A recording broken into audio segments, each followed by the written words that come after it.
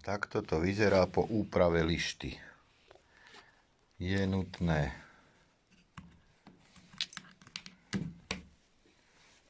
takto, zoberieme dole pásik. Ja som sa s tým moc nehral. Ja som to potreboval, aby to spĺňalo účel.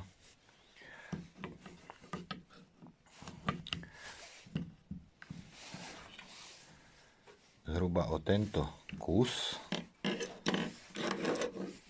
som skrátil základnú lištu.